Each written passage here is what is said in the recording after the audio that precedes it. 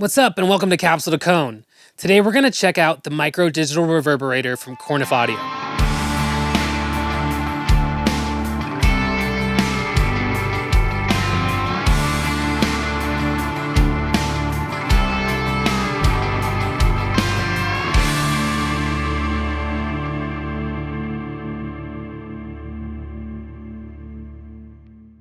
So the micro digital reverberator is very, very simple. There's a lot of different ways you can use it and a lot of different things you can use it on.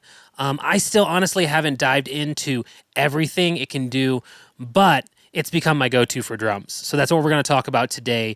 You can see on machine 1, there's 7 options for a larger reverb.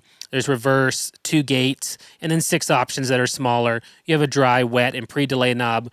We have those set to the default right now because we are using it on an aux, and the drums are feeding that.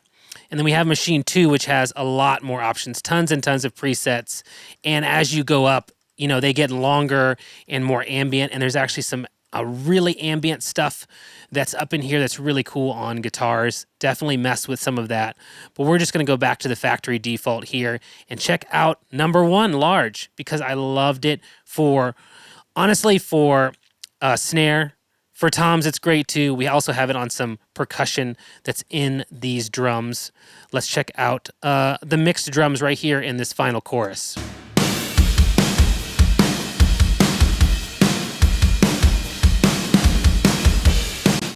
So let's check out the reverb right now in the snare, because that's where we're kind of choosing some of our ambiences, and then we're going to add them to some other things as well using sends. But this is the main snare sound. It's snare top and bottom mic, as well as a couple samples and a room sample. It's pretty great sounding already. It's pretty beefy, but it could use a little bit more width and excitement and depth.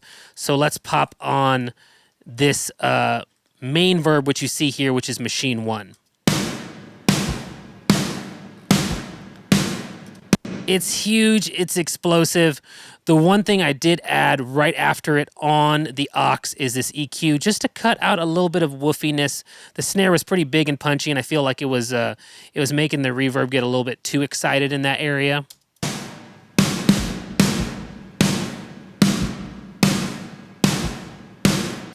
So that kind of gives us some of that decay while also tightening up the snare a little bit. So that sounds great to me, and I decided also to add it to some of the percussion here.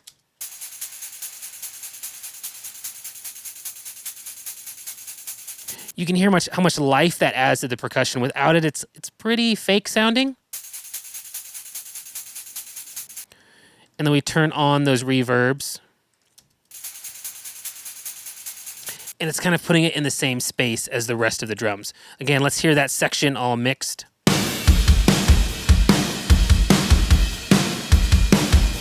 One thing I do like to add to rock snares is a gated reverb. Now, we're not going to go crazy on it. We're not going to go full 80s, but a little bit does help to add some snap and width to the drum. So we're using gate 2. Dry, wet, pre-delay, the same as before. We have it on a send, and let's bring that up and kind of balance that here with this fader.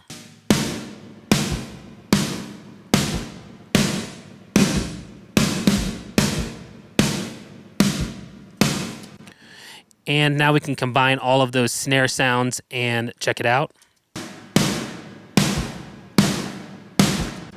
So you can imagine we turn off the main snare verb and the gated verb, and then we're left with this. Now we put them back on. Huge snare. It's not too over the top and fake sounding, but it sounds huge. And again, let's hear the whole drum mix.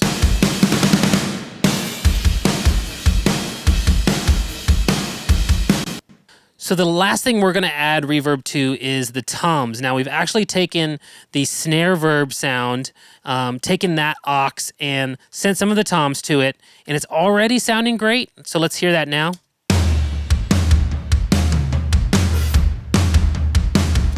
We could just leave it there, but on some of these bigger hits, I feel like I want a little bit more of a tail.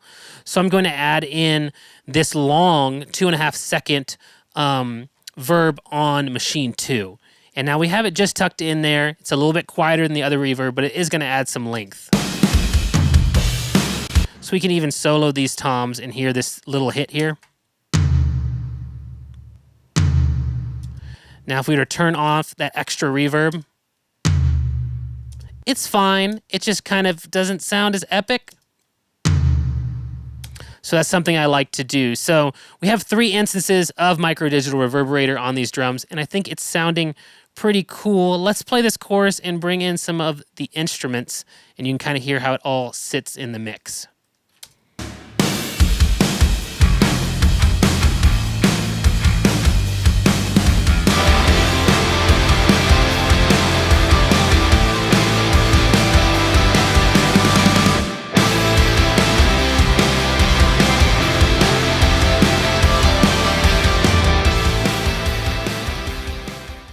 What a great reverb.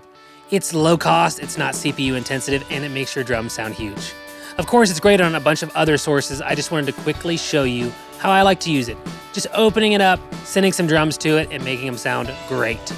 Head on over to Capsule to Cone's website and check out our new Kemper profiles we have for sale.